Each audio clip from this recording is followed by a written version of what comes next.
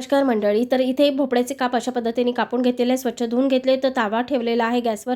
त्यावर एक कांदा आपल्याला डाग येईपर्यंत भाजून घ्यायचा आहे. त्याच तव्यावर आपल्याला खोबऱ्याचे काप आणि धनेसुद्धा भाजून घ्यायचे आहे. एका प्लेटमध्ये काढून घ्यायचं आहे.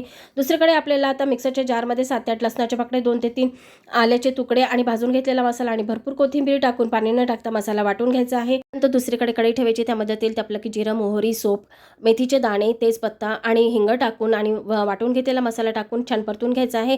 एक मोठा बारीक चिरलेला टोमॅटो टाकायचा. टोमॅटो नरम होईपर्यंत परतून घ्यायचा. कढीपत्ता टाकायचा. आता त्यामध्ये लाल तिखट, हळद, मीठ आणि गरम मसाला आणि जिरे धणे पावडर टाकून आपल्याला त्यामध्ये थोडंसं काश्मीरी मिर्च पावडर टाकायचं आहे. पाणी टाकून मसाला छान तेल सुटेपर्यंत परतून घ्यायचं आहे. तेल सुटलं की त्यामध्ये आपल्याला भोपळ्याचे काप टाकायचे. 5 मिनिटं झाकून वाफेवर भाजी शिजवून घ्यायची. त्यानंतर आपल्याला भाजी परत एकदा परतून घ्यायची. आता भाजीमध्ये आपल्याला 1 ग्लास गरम पाणी टाकायचं आहे आणि मंद आचेवर आपल्याला 15 मिनिटं भाजी शिजवून घ्यायची आहे. 15 मिनिटानंतर कोथिंबीर टाकायची. इथे भाजी तयार आहे.